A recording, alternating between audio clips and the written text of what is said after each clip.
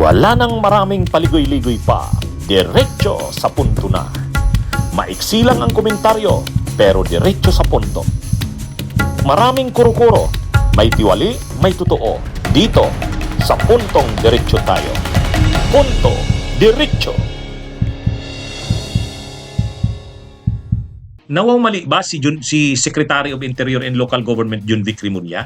O kasi si SILG John Vic Rimulya ang nagbalita o nagbunyag na yung Ayon Hotel na tinuluyan ni ng yumaong dating DPWH si Catalina Cabral bago siya namatay or di natin alam kamatay ay kanya rin palang pag-aari yun. Ayon yan kay John Vic Rimulya. Kay Cabral daw yun eh. Kaya lang nitong 2025, nang mainit na nga itong mga kontrobersya, binili naman ni Congressman Eric Yap ng Benguet. Ito rin si Congressman Eric Yap ay nasa kontrobersya din dahil sa issue ng anomalya sa flood control. Dati umanong pagmamayari ni late DPWH Undersecretary Catalina Cabral ang Ayon Hotel kung saan siya nag-check-in ilang oras bago matagpo ang patay sa Bued River, Tuba, Benguet. Sa isang panayam, sinabi ni Interior Secretary John Vic Rimulya na naibenta lang ni Cabral ang hotel kay Benguet Representative Eric Yap ngayong taon. Sinabi rin ni Rimulya na mayroon siyang hawak na mga papeles na magpapatunay nito. Ayon sa mga investigador, konektado sina Yap at Cabral dahil sa isang rock netting project sa Tuba, Benguet na dumaan sa opisina ng dating opisyal nang magsilbi ito sa DPWH. Nagsilbi ring House Appropriations Committee Chairperson si Yap mula taong 2020 hanggang 2022. So, kung totoo yan, sinasabi na yan ni SILG John Vic Rimulya, ibig sabihin matagal nang magka-transaksyon si Cabral at si Eric Yap. Yan yung kaya lang ngayong nung isang araw nag-release ng official statement ang management ng hotel, ng Ayon Hotel. Ang nakapirma ay yung abogado nila, yung legal counsel.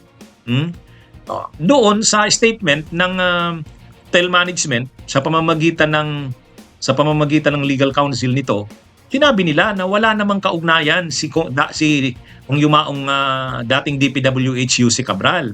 Kahit si congressman daw na Eric Yap, wala rin daw. At wala rin daw kaugnayan yung hotel na yon sa mga anomalya sa flood control. Kaya hindi daw totoo yung mga lumabas na yan na balita. Pero sa mensahe ng Ayon Hotel sa BNC, mariin itong itinanggi ang kanilang kaugnayan sa dalawang nabanggit na opisyal. Wala rin daw silang kaugnayan sa flood control project at anumang koneksyon sa construction industry. So kung totoo yung sinasabi ng legal counsel ng Ayon Hotel, so ibig sabihin nagsisinungaling si John Vic Rimulya. Nawawmali ba siya? Pero hindi eh. Sabi ni John Vic Rimulya, naglabas siya ng statement uli. Yung sabi niya, mayroon daw siyang mga dokumento. Mayroon daw siyang silang mga papeles na nagpapatunay na ang may-ari nga talaga niyan ay si dating Yuse Cabral. Pinangalan lang daw sa iba. Hininga naman namin ng paglilinaw si SILG Rimulya at sinabi niya sa isang text message na mayroon siyang papel para patutuhanan ang kanyang mga naunang pahayag. Pinangalan lang daw sa iba. Ganon din si Eric Yap. Sa kanya yan, pero pinangalan din yung kunwari yung bumili, hindi siya. Pero dami niya. Kumbaga trusted aid niya. Actually, nung tiningnan yung dating may-ari, parang Engineer Dave Sanchez. Ngayon, itong Engineer Dave Sanchez na ito, nung officer, National President ng PICE, Philippine Institute of Civil Engineers, itong si dating DPWH si Cabral, kasama niya ito. Kaya yan yung parang itong si Dave Sanchez ay nababanggit din ito na talagang parang dami lang ni Yuse Cabral. Ganon din si Ruben Tan, yung di umano'y may-ari na ngayon, yung Ruben Tan. Si Ruben Tan ay dami rin ni tao daw ito ni Eric Yap. Ano ang mga patunay na associated ito kay Eric Yap? Nung tumakbo siyang congressman at may kalaban siya, nag-file siya ng disqualification doon sa kalaban. Ang nag-file ng disqualification itong si Ruben Tan. Kaya pwedeng totoo naman yung sinasabi nila na sa papel hindi si Cabral yung nakapangalan at hindi rin si Eric Yap. Pero yung mga nagpirma ng mga kontrata, nagprontera, naka-front sa mga kontrata ng pagbili, pagbenta, pagbili, ang lumalabas, ang nagbenta ay yung si Dave Sanchez na parang dami lang ni Yussi Cabral. Ang bumili naman ay si Rubintan na parang dami lang ni Eric Yap. Pero ang totoo man ng mga may-ari ay si Cabral talaga at si Eric Yap. Yun ang sabi ni John Vic Rimulya. Pero pinabulaan na naman yan ng hotel, management. Hindi daw. Kaya matindi, Pero yung halaga ng hotel parang 2.5 o 2.6 billion. Kaya grabe, grabe talagang pera ang pinag-uusapan dito sa mga anomalyang ito sa flood control. Mga kabunyog, mga kababayan. Anyway, sa susunod na mga araw, malalaman natin yan. Pero tinitindigan ni SILG John Vic Rimulya na hindi siya nagkamali. Sabi niya, mayroon siyang mga hawak na dokumento. Suportado ng mga dokumento at mga ebidensya ang kanyang pagsabi na ang totoong may-ari ng hotel ay si dating ang yumaong Yusek Cabral. Ang may-ari na nito ngayon ay si Eric Yap.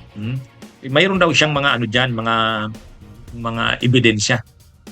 Ayon kay John Vic Rimulya. Kaya hindi siya nagkamali, hindi daw siya nawawmali. Anyway, nagpatawag ng investigasyon ang Kamara. May mga resolutions na final na sa Kamara. Sa pangunguna nila Congressman Chel Jokno, Congressman Egay Erese, ni Congresswoman Crisy Lagman Luestro. Yun, nag-press con sila, napanood natin yung press con. Talagang pinapanawagan nila na imbestigahan ang pagkamatay ni dating DPWH Yusek Catalina Cabral. Kaya pag inimbestigahan yan sa Kamara, lalabas yan. Bakit nandun siya sa Baguio? Bakit doon? Mag-a-unwind, magre-relax, bakit doon? Pangalawa, bakit sa hotel na yun tumuloy? At kung mapag-uusapan din yan. Kaya paborito niya ba yung hotel na yun dahil kanya talaga yun? O yan, lalabas yan. So diyan yan mga kabunyog, mga kababayan. So hintayin natin. Totoo ba itong sinasabi ni John Vic Rimulya? Yan, malalaman natin yan. Bunyog, halikan na kasama ka. Bunyog, kapag buklod ay may pag-asa. Luzon, Visayas, Mindanao, isa ang pananaw. Sa bagong Pilipinas ang bunyog isisigaw. Bunyog, bunyog.